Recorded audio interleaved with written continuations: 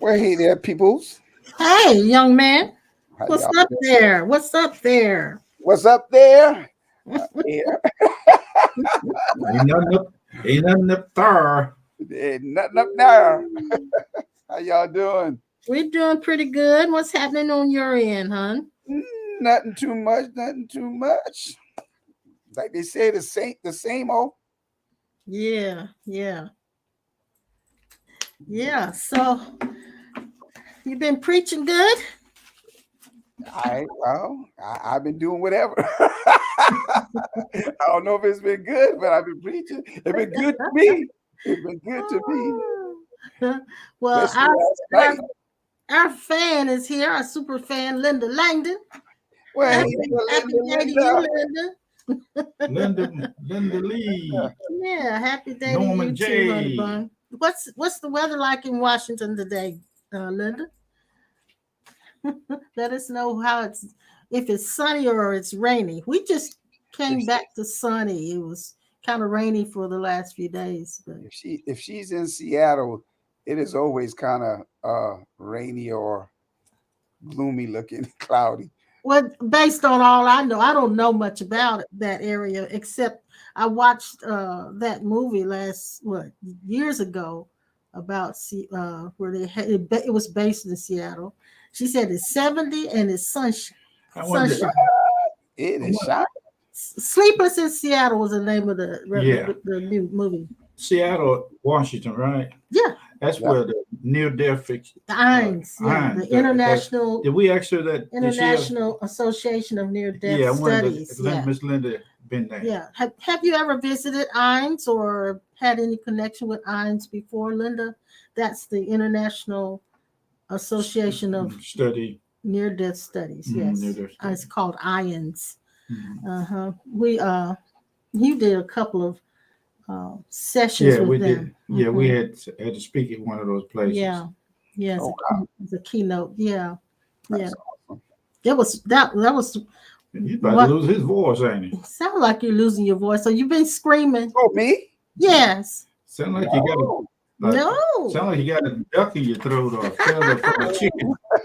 Frog. The no, no, no. Oh, a chicken. Uh, frog. Not losing my voice. She Let- said no, she hadn't had any interactions with them.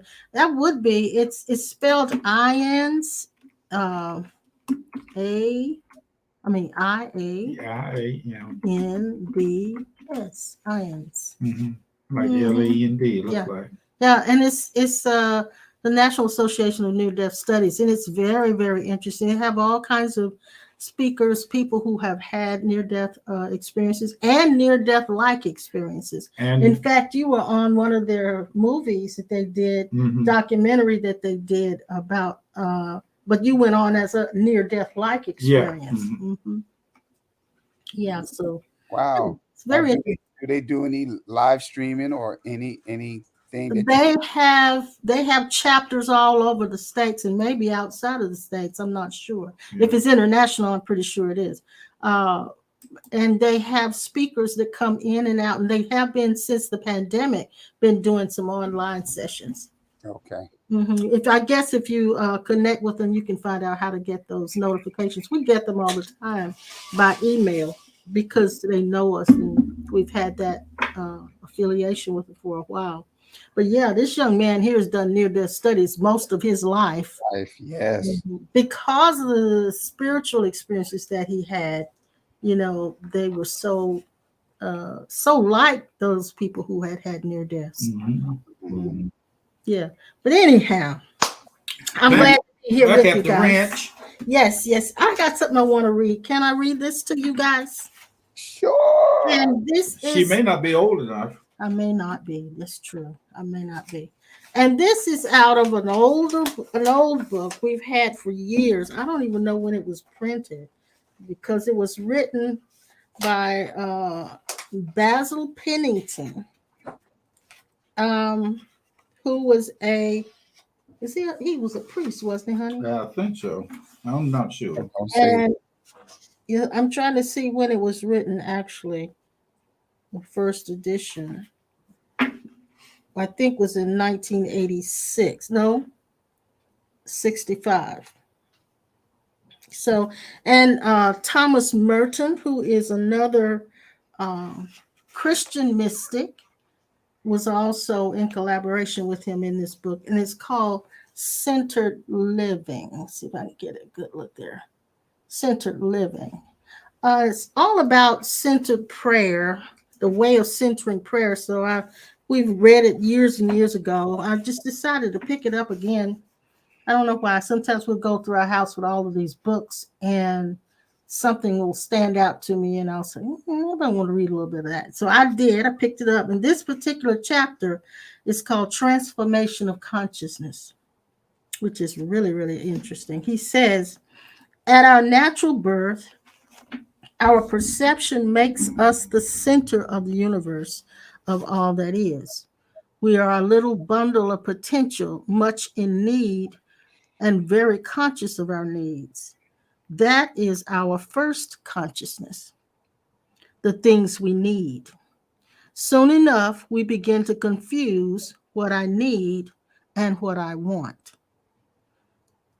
And as our consciousness begins to expand, we become aware of those persons who supply our needs, the mother, father, family, and so on. The circle expands with the years. Then he said, because the parents are the first sacrament of God's love in a child's life, this attitude passes over into our understanding of God's love. He said, in our evolution of consciousness, we grow. As we grow, we tend, largely because of the way others mirror us back to ourselves, to identify ourselves with what we have, what others think of us, and what we can do. We tend to construct a false self made up of these elements: what we have, what we do, what others think of us. And this becomes the way we think of ourselves and present ourselves to others. We can immediately see the consequences of such a false self-identification. When we create such a false self, we have created a very, very fragile self. The true self, the inner man, is experienced not at all, or only as something hollow. We depend wholly on what is without for our meaning and existence, and it can easily be lost. Thomas Merton wrote a story about this man. He said, recently I saw a grown man almost cry when he lost a glove. It wasn't that the glove was particularly special. It was just that he had so identified himself with what he had that it was a part of himself that was lost. Mm-hmm. Mm-hmm. Mm-hmm. That hit the nail right on the head. Then he says, because such a construct, this false self made up of what I have, what I do, and what others think is so fragile, it leads to a great deal of defensiveness. We have to protect who we are. And open generosity is much too risky unless it's essential to keep people thinking well of us. Because what we have and what we can accomplish and what others think of us can be limited by what others do, a real competitiveness comes into our lives. We can't rejoice over others' good fortune because it might result in their getting some of the acclaim that we would get, or Mm-hmm. they're getting ahead to our detriment. We tend to try to get ahead, stepping on other people's heads. If we had a religious upbringing, then God tends to show up in this also. He becomes the person out there whom we most need to think well of us. He is the one we most want to satisfy by doing the right things. It is from him we hope to get the real goodies, the ones that last forever. We have reduced God to our level, a real idol and not a true God. I thought that was marvelous. That second part you read about the competitiveness, I just had that conversation in the gym this morning. Okay. Yes, I mean Just had the it's conversation. it's so true. It's so true Mhm. that we have based our entire lives on what we have, what we want people to think of us, and what we've accumulated. Is That's what the false self has been constructed, and Mhm. that's how it's been constructed. And it's just really amazing to me that it started from the time we were children, babies. And I've seen babies holding on to an item. Like we talked about this before about a whoopee. My niece had a what was it, a pillowcase that Mm-hmm. was her whoopee. It was a flannel pillowcase. I remember it very well. It was white with little blue flowers on it. And she loved that thing, boy. She held on to that thing. And it was because she so identified with it. And it was because of that place of need and want. And so having constructed her little small self constructed a concept of Mm-hmm. herself that could only exist if it had that pillowcase. Mhm. Now, when I was a Mhm. little growing up, my whoopie was my milk was put into a small Coca-Cola bottle and a nipple over top of it, and that was my Okay. yeah. I carried that bottle of milk Coca-Cola bottle around with me, and when I one time they my people that come to my house in Moonshine House, they would, as this story is, they would say, "You're too big to be carrying a milk bottle, a Coca Cola bottle. When you get to be 16 and 17, you gonna still be carrying that bottle?" To me, I said yes, and so I got it. My conscience bothered me. They words bothered me, and I went out on the back porch and not far front down in the wood yard. There was a branch. I went back there and took that bottle and slung it out it across the creek. Oh And then I wow. turned around and cried and asked somebody to go get it. All because you was angry at what they said. Eh? Yeah, I was. Yeah. They just. They, You had just identified with it yeah, that much. You Exactly. probably cried I because did. I yeah, cried. yeah. I want my bottle. So every time I see a Coca Cola, the black box open up, and I see my Coca Cola That you bottle with a see nipple. yourselves as that Yeah, little boy that yeah, lost that. Yeah. yeah. But he also says this when we can find ourselves seriously betraying ourselves to please others because the false self lives in their estimation of us. This Exactly. is one of the reasons why loneliness is so devastating. In the moment we perceive no one is thinking of us and caring for us, we seem to cease to exist. When we can no longer do the things we have been doing, we are demolished. Wow. So that tells me something, give me a whole different outlook on emotions and Yeah. things. And it's absolutely true. Of course, we kind of talked about it before, how many of us we identify, our identity is constructed by what we have, what people think of us. And again, I share with y'all that was part of, I don't even want to use the word deliverance. um, I would just say the process of evolving and becoming aware that I was allowing myself to be imprisoned again by the perceptions of other people, which Yeah. confined my true identity. My Yeah. true Yeah. self Yeah. was in prison while the false self was trying to please everybody else. Mm-hmm. And so when you said that, I thought about the pain, the feelings of disgust, the feelings of disappointment, the feeling of loss and loneliness, all that comes Mm-hmm. with it. Mm-hmm. And we Mm-hmm. call it pain or suffering. In all honesty, the true Yes. identity really is not connected to our emotions. Yes. Yes. So it's a false self that is connected to that emotional, or what we describe as pain bodies. Yes, yes. And he says this without the living God, without a center, men become little helpless gods, imprisoned within the four walls of their own weakness and fear. They are so conscious of their weakness that they think they can only subsist by snatching from others the little that they have, a little love, a little knowledge, and a little power. And that's the conversation that we had in the gym today. The crab in the bucket mentality, Mhm. always trying to pull somebody else down when they get when they achieve something or they're in the limelight, then we get upset and we want to pull them. That's the competitiveness, the It is. challenge It and is. stuff. Yeah. It is. And it's funny when you mention a baby because that is so true. Babies are very competitive. Yeah, Very it competitive. starts this constructing of a false self starts this false fragile self Mm-hmm. starts at infancy.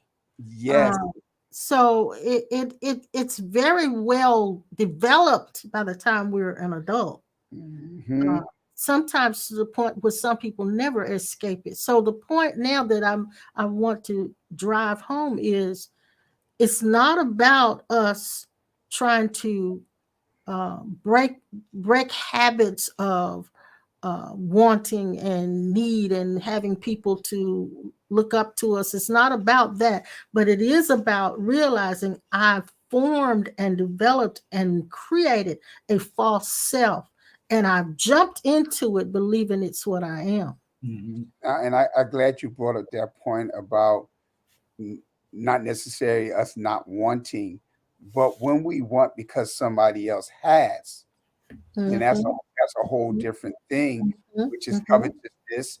And so I share a lot of time with people.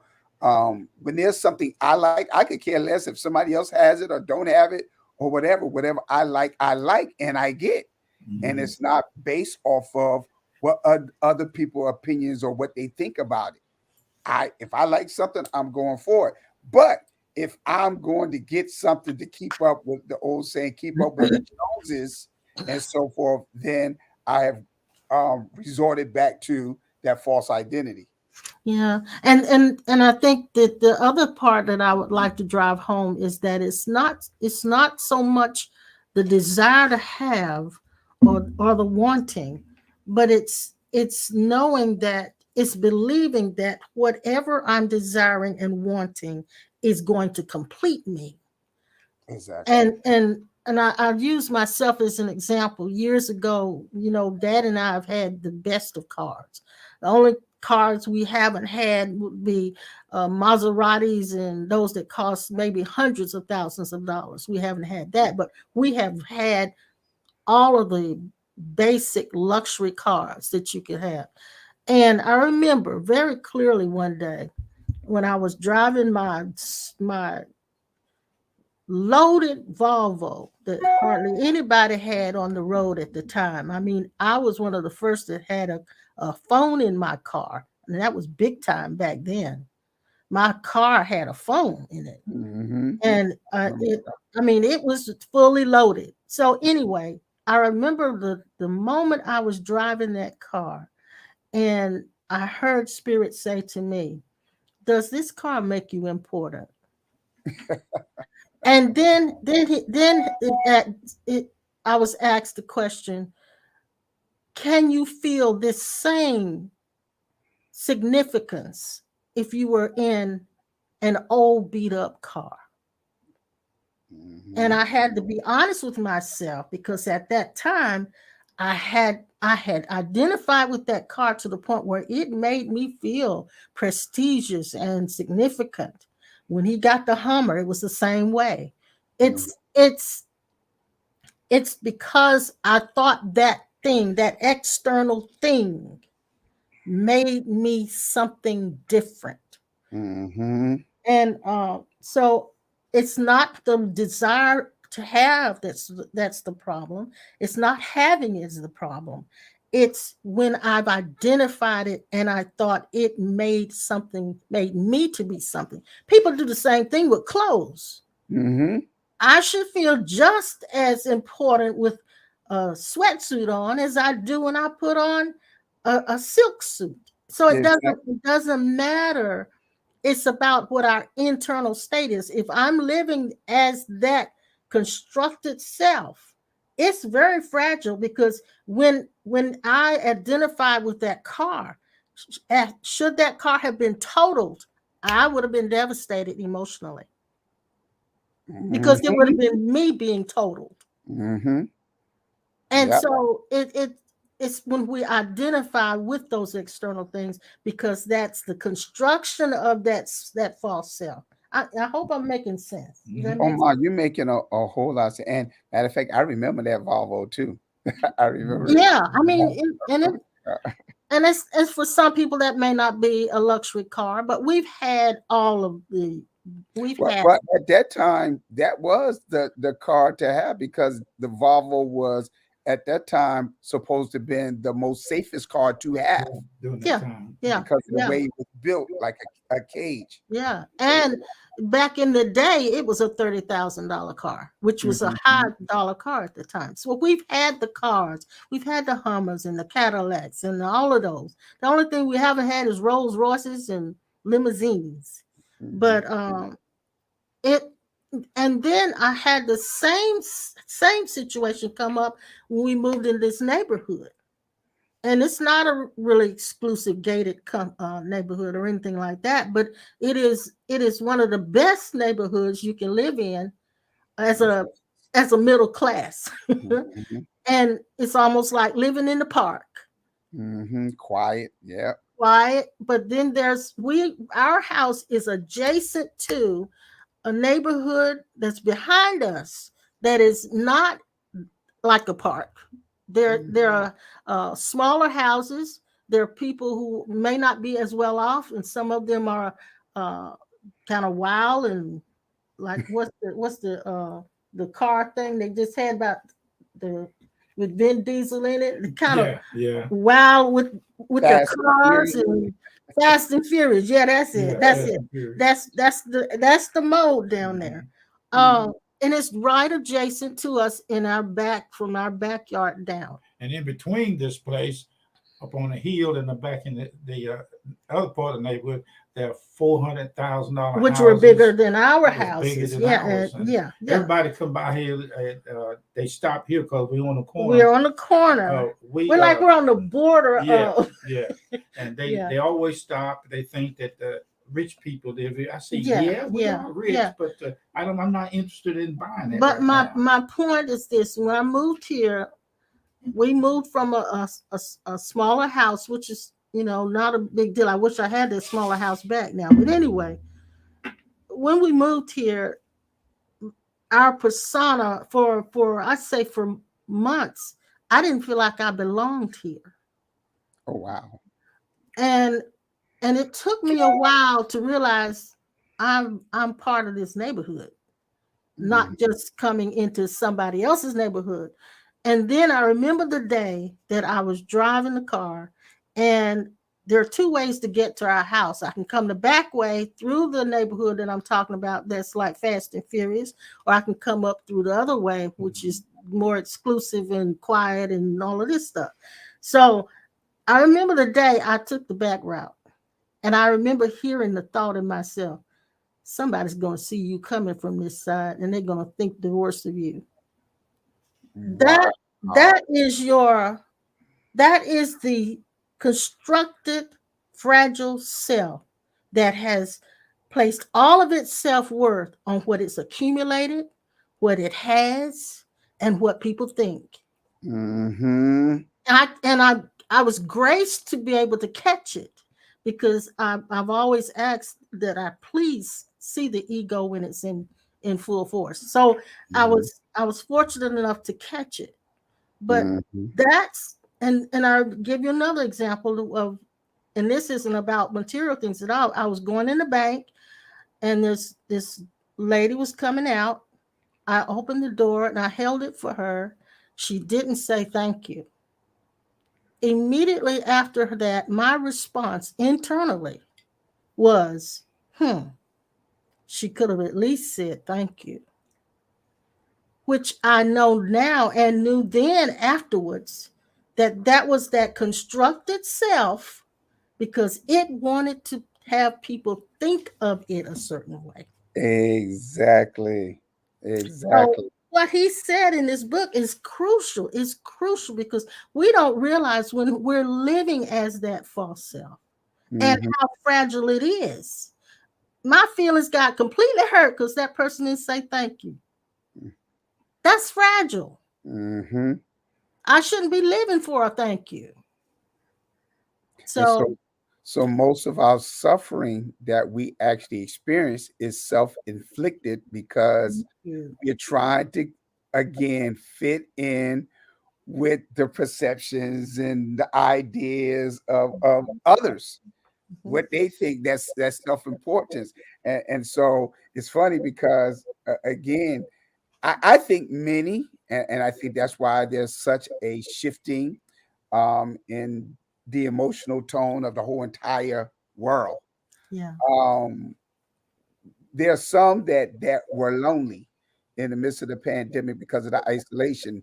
They did experience lonely, but then there was others who came to the place of awakening. They didn't feel lonely. They just got alone with themselves. Mm-hmm. Mm-hmm. I They actually enjoyed it. I did too. And I'm still yet enjoying now. Now I'm glad you said that. Now the conflict, I'm glad you said that. Mhm. the conflict is I'm glad. what now that I'm enjoying this, Oh, everything is now open again. Yeah. yeah, I yeah. want to go back out there. Yeah. Yeah. Yeah. Yeah. Yeah. So it's not all that great now. We had a lady that emailed me to just yesterday who had stumbled across us online, and she was asking, and I had just responded to her this morning. I hadn't even had a chance to tell you, Mhm. but she was asking where we had services because she wanted to come, and my heart went, okay, Yeah. God. And so I just invited her to continue watching us, but it's things like that. It's things like Mhm. that where you want to go back to. But that fragile constructed self is where all the suffering is. Yeah. Mhm.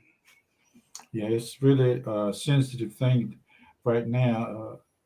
To me, to this, whoever me is, Mhm. whichever one I'm talking to, uh, when I found out the street, the name, the type of house, type of automobile, the food, different types.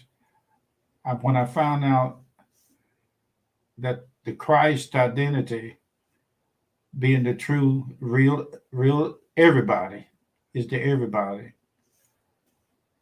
I realized that when we talking like now, we're talking from either or, and I can see it, I can Mhm. feel it, and I can see it. Mhm. So I often Mhm. find the words coming out to my true self. I can see you, Mhm. and sometimes I say, Jesus, Jesus, I know where you are, and some think that I got licensed to preach. It took a long time for me to get that paper established, and I mean it took years. And I went to every preacher that I could that I felt like that could give me the credentials that I was looking for, because I knew that hadn't no anyone in my family had been, this family thing, uh, and so when I found out that all of these things that was desired was like when you look at the screen and you see the word cornerstone life, there's a space in between words. When I found out that I could be walking, living much more awareness of the Christ that I am, if my space wasn't filled up with a lot of junk, Identification. Mhm. identities. It's good.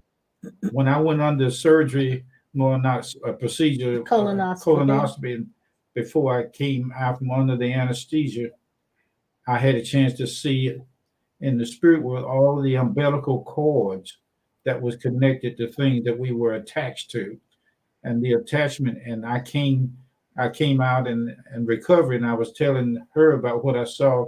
I saw so many cables, like we sitting here now with in the house. There's small computers, tables, chairs, the screen, people, everything. That was a tie in there, and so I found out that the space between us and the next word is being occupied by a story, looking forward to, high school memories, constant aggravations, anxiety. It's all something in there. And then I saw that each word, like that, when you say Holy Spirit, spirit, soul, body, Holy Spirit, Jesus, the Father. There's no, what do you call it, a hyphen or in between that? Comma. Comma, yeah. No hyphen, yeah. Yeah. I see words that I'm using. What was so established in me is that when I finally started using words that I know that most people around they don't use, the vocabulary started expanding. Began to expand. Yeah. And that was, to me, was a great accomplishment, because and now you make up your own words. Yeah. Yeah. He's an etymologist. But you know, they call that in mystical language, it's called locution. I never heard of that. Locution. That sounds like locution. Locution. That sounds like something you get at the ABC store, you know. It's spelled L-O-C-U-T-I-O-N. Yeah. Locution. And so being raised up in moonshine and bootlegging, I finally broke the mold and decided to go in the liquor store. Yeah. For the first time. And that was because we suppress a lot of things because we don't want people to think the worst of us. Exactly. So a lot of things you would enjoy doing, you don't do because you don't want people to think bad of you.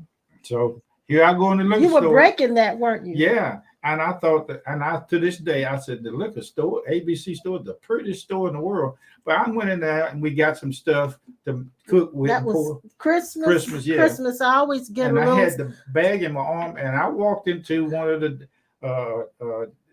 people that work for the car dealership here in Kernersville, and out loud over everybody. He said it loud. Store, you can he hear said, "Hey, Rev." No, he said, "Hey, preacher." Yeah. I want to crawl inside that liquor. But see, the thing is, but the construct itself, it was fragile, and it like you said, it wanted to crawl under one of those shelves. And I said, but nobody in the whole room paid any attention to it. No. See, I dealt with that same thing. And not going into no ABC store, but in my family, when we do crab, we boil crabs. We put beer in it. Beer? Beer. We will put beer. Beer. Okay, that's South Carolina accent. That bear. Go ahead. We would put that in the water as well. And when we would get ready to do the crabs, I was like, "Oh Lord, I have to send somebody else out to go get it." We put someone see me get it. Say, "Oh, hey, Rev or preacher, what's up?" Yeah. So I said, he gonna go back to the Jeep place and say, "Hey, y'all, I saw Rev in the liquor store." He wasn't even thinking about that. So when I got to the dealership and the search department, I said, "Yeah, I saw him." I beat him too. I said, "Yeah, I just saw you down at the liquor store, didn't I?" so I asked somebody, I said, "What Santa Claus gonna bring you for Christmas?" Well, he said, I'm getting this, getting that, and I'm gonna buy this for my. I said, "Did he bring you a bag of crabs?" So I said, he looked at me and said, "Crab." I said, "Yeah, are you itching? You scratching? You got crab?" Oh anyway, my God! So yeah, that was. I know that was inappropriate. Yeah, it was for me. It was appropriate, but I said, "Yeah, Santa Claus brought me a bag of crabs." I got it all over. He had a crab. Yeah. I see while we were sitting around the tree trying to distribute the present, he was scratching the whole time. Anyway, that's just But still, I didn't put that through. We have no filters. We Yeah, have yeah. absolutely no Yeah. filters. You You can tell, right? Yeah. Oh yeah. It's Well, just I've what, been I've been around long enough to know that. So, yeah, we don't have. We used to have a little bit. We don't have any now. I mean, I it's mean, just. what? but We used to that's have a little funny. bit of filters. Now We don't have that filters. that is something I am noticing, and I don't think it really has anything to do with Oh, God. religious conditioning or anything. But I have noticed, and I had this discussion with someone not too long ago. I've noticed as, especially with, well, I can't say especially with men because I've seen some women do it too. As we get older, Uh You get huh. crabby. we will say any and everything and not have a second thought about it. You know why? I'll tell you why.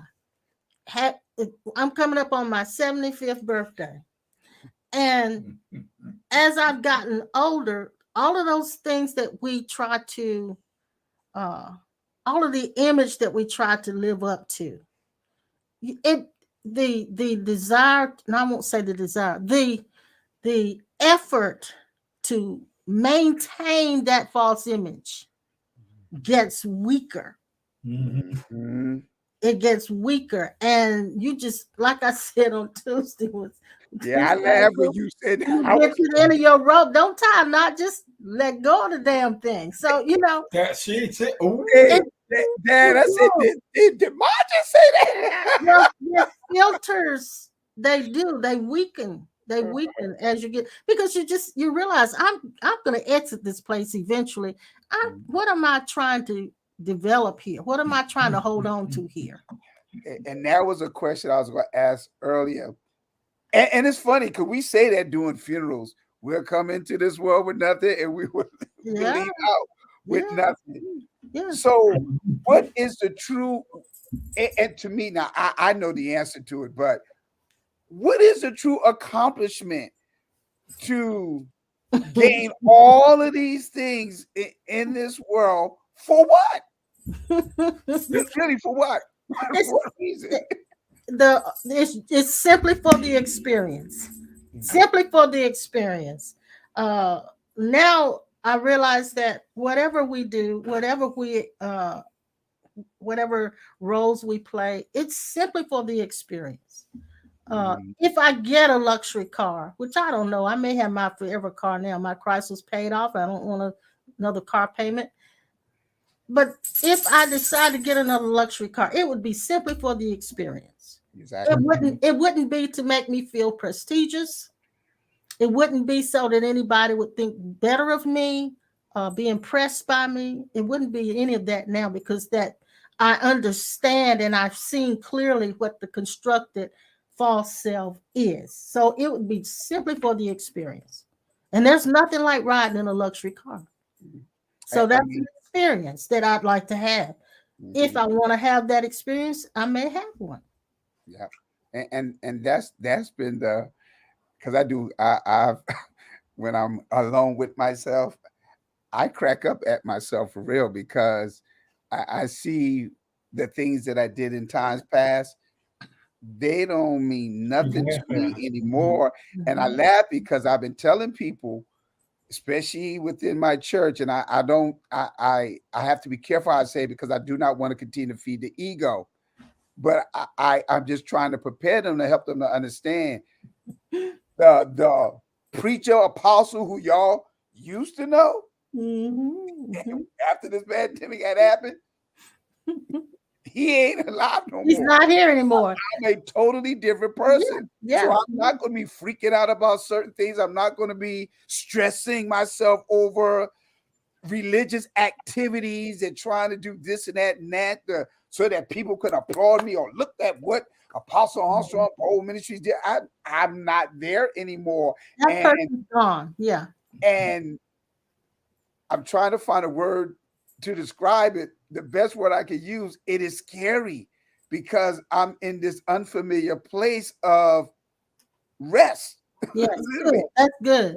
unfamiliar place of rest. And Yeah. it's scary. It's like, wow. and what you rested from is trying to be that false self. And I like what some of the comments I gotta give them now. Now, Man of Universe says he used to go to different liquor stores because he didn't want people to think that he drank a lot, which he did. I knew that coming It's from. exhausting. People can think I'm weird. I don't care anymore. And then Linda says, now Linda always is, she's going to add fuel to the fire. She says, as I get older, I moved into the Jimmy Crack corn season and I don't care. And that does happen as you get older. It does. I've even noticed my mother, who's in y'all 73, she's in that age, right? Same thing. My mom, I'm like, did my mom just say that? And it's because actually, what in all truth now, the false self begins to thin out as you get closer to time to exit this body. It thins out drastically. Things that you would have tried to uphold for years, all of a sudden you just don't care about that anymore because you realize this body has an expiration date on it. It does. And so I want to completely be free. I don't, and like Man of the Universe says, he said it's exhausting trying to uphold a false image. It's It is. exhausting. It's sweat. It's laborious. It's Yes. a chore. It's a And I definitely could agree with him and identify with that. It is very exhausting. It is so stressful.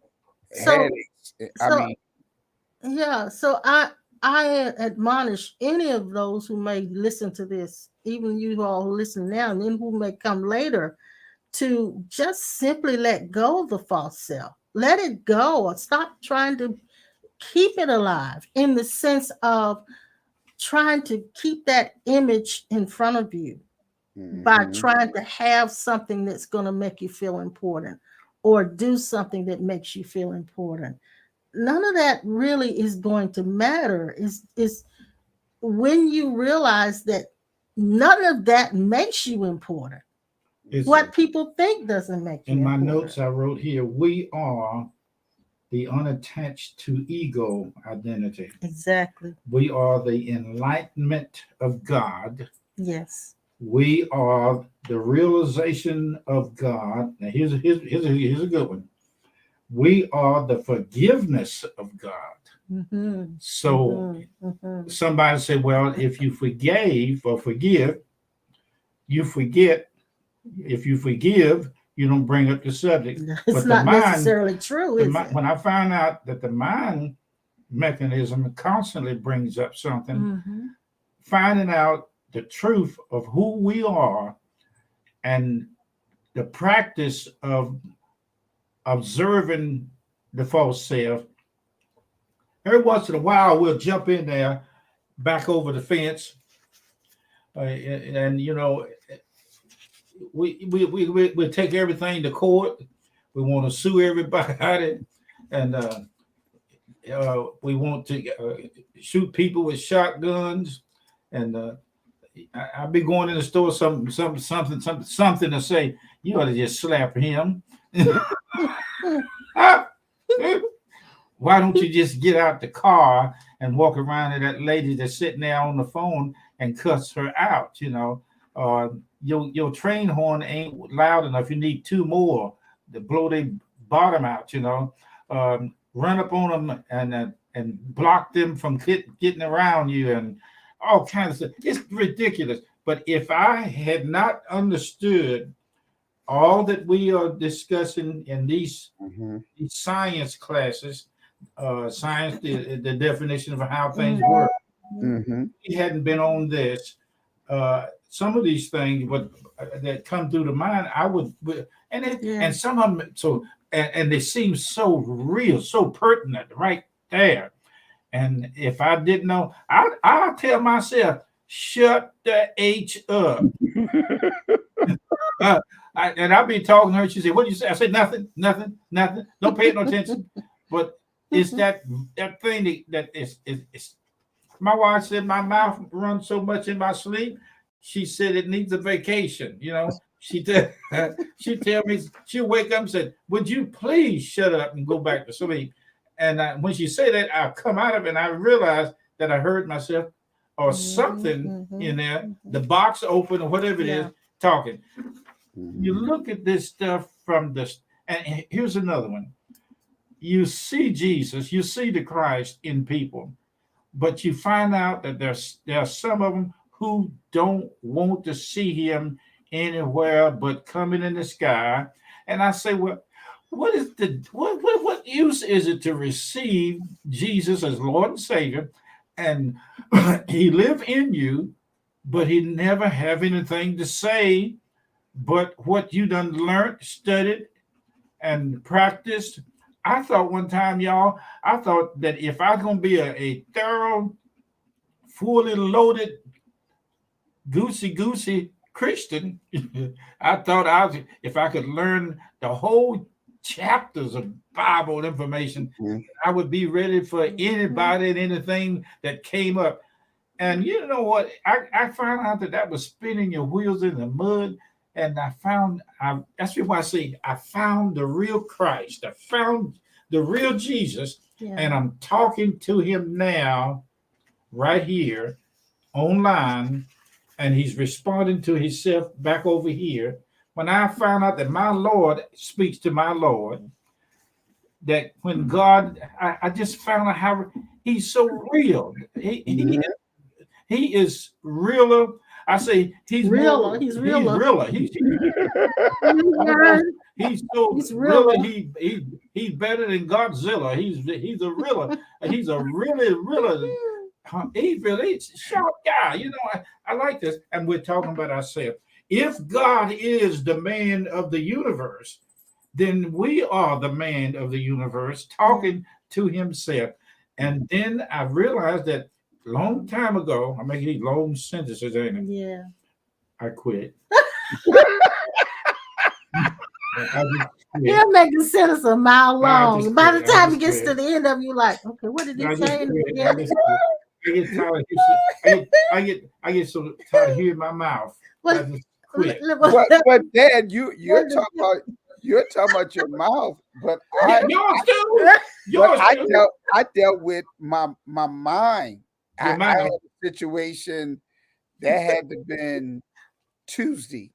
I had a situation where my mind was constantly going, and the more it kept going, I felt less and less of myself, to the point that I got depressed. I literally got depressed. Till my eyes started filling up with water. Again, trying to pull me back into this area of pleasing other people, doing whatever they want to do, what they want me to do, or what they perceive I should be doing, and so forth. And so I got to this place of feeling like I wasn't being productive or accomplishing anything. You weren't enough. You were never exactly. And I was like, okay, to the point that I want to talk about that word a little bit as well. I lost my drive. I hadn't even been going to the gym because of all of this going on in my head. I call that the molestation of the mind. It's a mind attack because it's trying to revive that false image that was there. And it does that periodically, but you can't survive the attack of the mind. And you did survive it. But that is actually something that happens to those of us who have had awakening experiences. The mind will molest you, and it's the egoic mind, because it's trying to rekindle, resurrect that image that you were, that lifestyle, that whole persona that it was at that time, because it's what's mourning the loss. That's good, Mom. Now that's good. Yeah, it's what's mourning the loss. Wow. The false self goes into mourning. Yeah. Wow. I like that. The false self is the one that at the funeral brings up the memories of the deceased and your identity with them. It brings it up and it smothers out everything. And when I found out that there are tears of compassion for the Yeah, families yeah, and there are. everything. But Yeah. I used to ask the question, who is A this? lot of the mourning is Yeah, who because is of the this? loss. Yeah. Uh, Exactly. but I realize now that that is a part of this universe. It's a part of our human identity, Mm-hmm. and Mm-hmm. so Mm-hmm. I don't try to. Uh, I don't try to make excuses for it. I know that one of the things that the false self, one of the attachments, I should say, of the false self is relationships with people who have solidified the image that I have of myself. So they mirror to us that I have accomplished creating this image. Mm-hmm. When they validate me, when they are constantly telling me how great I am, or they're constantly singing my praises, or they're constantly telling other people, you need to meet this person, or this person does that, he can do this, and he this, and she that. And when that happens, we hold on to those relationships even when they're not healthy, Mm-hmm. because those were the evidence of me accomplishing Mm-hmm. the manufacturing of that image that is false. Now, I'm glad you said that because in this state, this particular state, I also was able to observe myself wanting to get away from everybody Yeah. that validated me. Okay. Okay. Or, because it's like they want me again to get to be that person again. They only see you as that. They're Right. projecting. They're Mhm. projecting their They can't image. they can't on see you. I've Yes. evolved into Yes. someone else. Yes. Yes. Yep.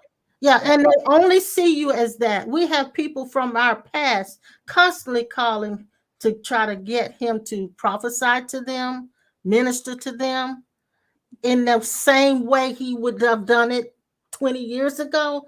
that And is exactly what I'm talking about. the whatever that's needed to pull that back up isn't always there, because what's most important now is, do they see who they are, and do they know who's asking for this ministry? Do they realize where they're coming from? So this, now all of this is going on here. And so when that happens, and he's been under a mind attack since we closed the building, Mm-hmm.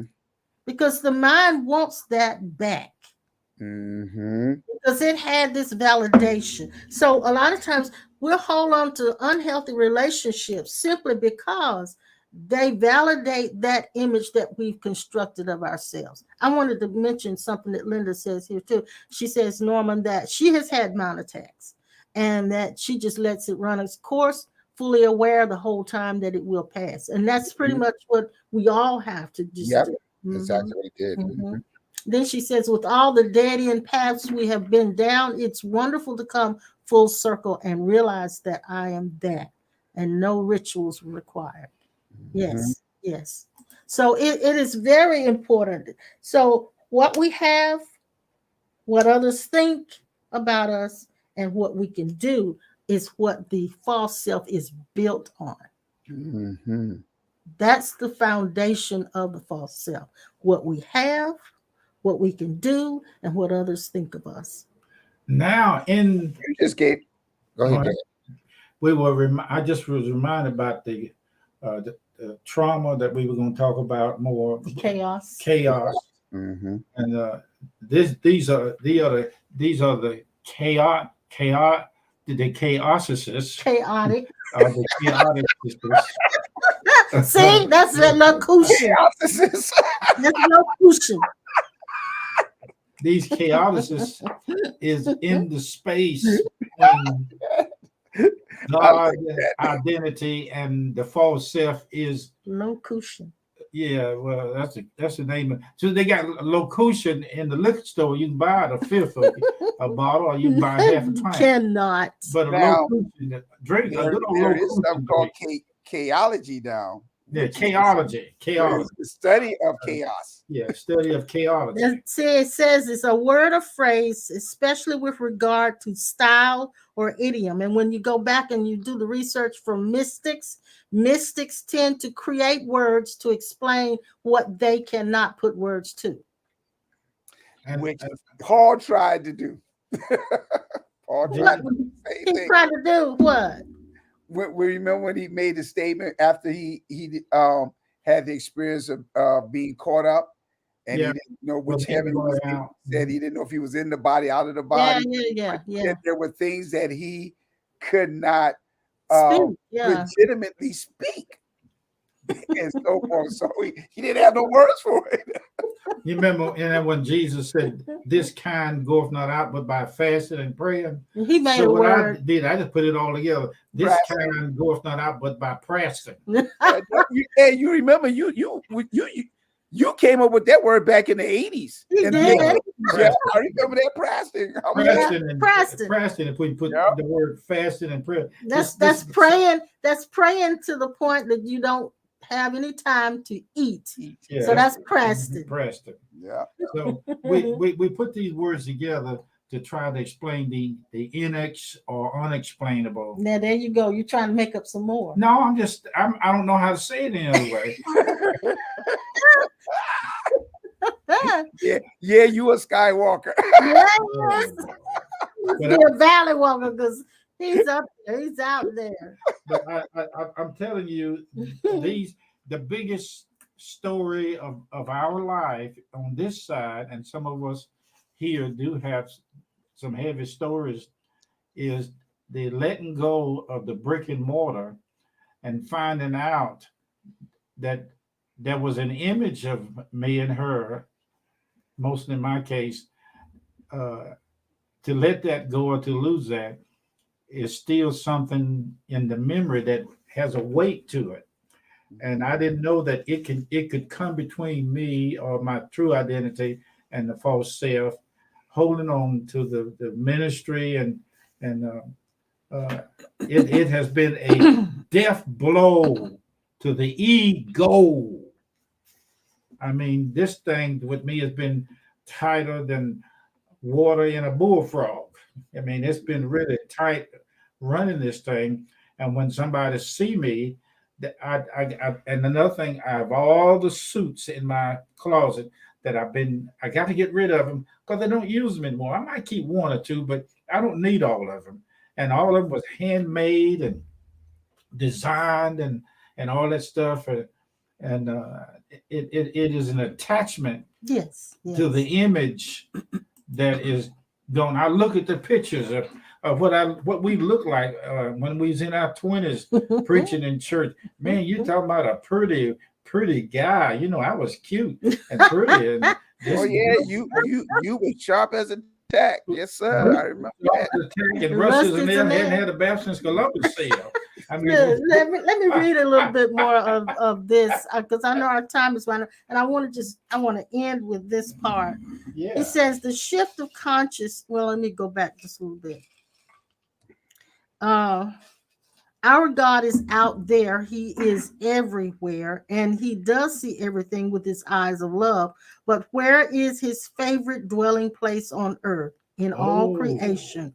Where does he most immediately and significantly touch us and our lives? The kingdom of God is within. It is within us that the Father and the Son and their Holy Spirit has chosen to make their dwelling. The shift of consciousness, the transformation of consciousness that we want is to come to realize and to know by experience that God does dwell within us with all his creative love, ever bringing us forth in his love and goodness. There is nothing we did or nothing we can do or ever will do to earn this constant presence of affirming, caring, creating love. When we come to realize that God himself is ever with us, affirming our beauty, goodness, and significance by constantly sharing with us something of his own divine being and beauty, how can we care what others think? Those who know us so much less. If you don't appreciate me, you are missing the boat. God does. With this transformation of consciousness, which puts God experientially at the center, we are born to a new freedom. Or rather, we take possession of that freedom that was given to us in our rebirth in Christ, the Son in whom the Father is well pleased. I no longer depend on what others think, on what I have, or on what I do for my identity or my worth. That stands of itself. It is, and it is in God. And then he said, when God is seen at the center, the human person is given dignity, respect, and self-worth that no other system can give. We come to know ourselves only in the eyes of someone who really loves us. Mm-hmm. That is good. That is Yes, good. it Okay. is. It Yeah, is. something you said earlier, Mom, going back to dealing with uh, what we have, what people say, and so forth. You actually gave the answer for stress.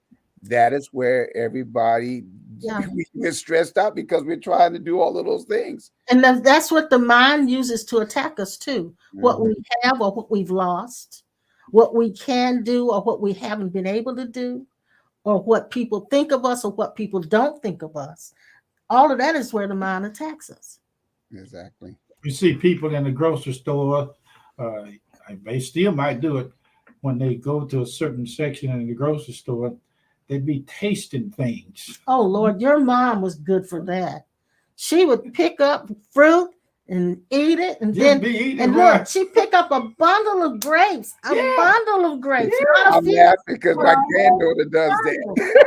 and pull off and be eating as she's walking. And then when she Yeah. says, "I don't think I want that," she'll put it back. That's Yeah. my granddaughter. She does that. Shay Shay.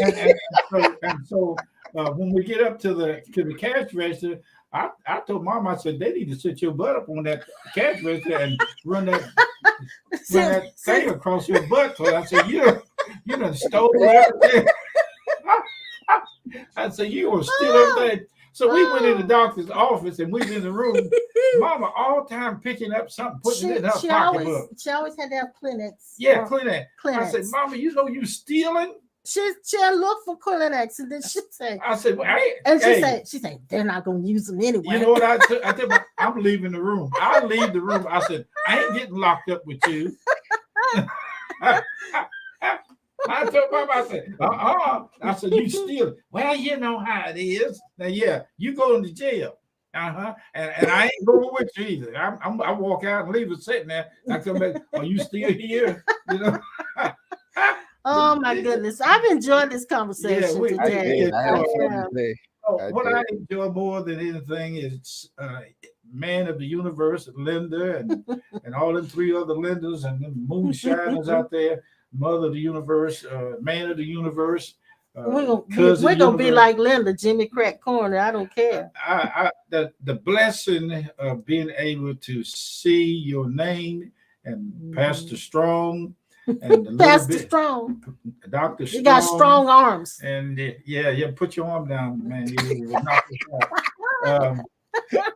I look at these, all of you. Thank you so much. Thank you, Linda. We for love coming you, sweetie. to Earth again in this story to reveal to us that we had this conversation in the eon, many millions of evolutions, and I thank you for the gift of giving that you presented to us, that has helped us. Thank you so much for just being raised. In the event that your boat has come in and you want to bless Pastor Norman and ourselves, you can do that through Cash App. Thank you again. Yeah, but we love you so much. We appreciate you tuning in and giving us all these great comments and enjoying the conversation with us. This has been a good conversation. And you see now, you got to fix. Y'all got to fix it. When we go to the service station, we don't have to put gas in our. You won't have to put gas in our tires and air in our motors. Gas in the tires, air in the motors. Fill my tires up with what kind of vehicle is that? Air in my tank, you know. Sometimes you know what I told him, Pastor? I told him he speaks like Yoda in Star Wars. Mom, you're absolutely right. Yeah, he speaks backwards. Y'all need to get out of town for He sundown. does. That is Yoda for real. Yes. Now I know. Thank you, John Greason. Thank Hey, you, man of the universe. John, I used to say, started, fought it, fumbled, and failed, thought I had it, but I let it get away. Okay. Oh my You know, God. that's one of them old sayings. Don't you know. look. Don't give him inch. You'll take a mile. Yeah, I tell people all the time, and is it rain outdoor? I said, rain like a cow wetting on a flat rock. You got know? that from my dad. Yeah, that's pretty Yeah, good. Yeah. Yeah, he had all these sayings, All like these a sayings. cow wetting on a flat rock. Yeah. And he said when it was raining really hard, it sounded like the tires were frying eggs on the street. I'm thinking, man. And when there's somebody he was mad at, he said they better fly up the buzzard's butt and pray he don't poop. He had all these sayings. Like, It was saying all kinds of stuff. Say the same thing. oh my God. Them old country saying, you know. Yeah, he was a country boy trying to be a city boy. But you guys, I like to have fun with you, and if we, you know, you can. That's about the way we were when we were drunk. We were drunk on moonshine and ABC. Now we're just drunk on life. We're just drunk on the life of God, the life and the love of freedom God. that The we life are. and the love of God. Man, ain't nothing like it. Ain't nothing like it. I mean, it's just I can eat these Cheerios now. Don't have to have no milk, and I just eat them straight out the box. You know, Cheerios aren't as sweet as they used to be. No. I had some, and they're just We almost used like to the take a regular box of- Cheerios. A lot of the cereals, their tastes have changed. Yeah. We just sit down and You got and- smaller boxes You too. hear what I'm getting ready to say? Mhm. We sit down and get a big box of Frosted Flakes. Oh, we used to Didn't do need that. no milk, just eat them right out the Oh my box. gosh. Oh, Hey, Miss Linda, I got this puppy dog. See this puppy put them dog? in the bag, and we used to eat them out of the bag. Yep. Hey, this puppy dog wants attention. And Yeah, she does. I got to talk. Can you see her, Miss Linda? She look at that. Look at this thing. She can't see her. She can't see. Mm-mm. You want to come up here and let them see you. Come on up here. Come on up here. Yeah, she There is. she is. That's the That's baby. baby girl. Oh, baby girl. Girl. She trying to get away. She's like, I don't want to do this. I don't Oh want to do this. Lord. Hey, Pooh. Hey, Yeah, Pooh. look. Hey. You look like a wild I'm going baby. to find me a cow that died that I might live, or Yeah. a chicken that died that I might live. And while she's doing that, I'm going to try to hatch some square duck eggs. Well, I'll be telling y'all on that one. Listen, hug your wife for me and tell everybody I said hello. We're going to take off here and see We you look guys forward to next seeing time. you guys on Sunday morning at 10. Yes, and Pastor Please. Norman Sunday morning at 11. Yeah, 11. Yeah. Come on in. Come on in. Pull He up said, a come bench. on in. Come on in and pull up a bench and sit down and eat a meal with us. Mm-hmm. Mm-hmm. Yeah. Yeah. He don't cook. No. He's not gonna cook. I know how to invite people to the house. Yeah, he'll invite me He's gonna bite you and have you at the stove. and have me cooking. Exactly. Anyway, guys, we'll see you next time. Bye. See you on the turnaround, okay? Yeah.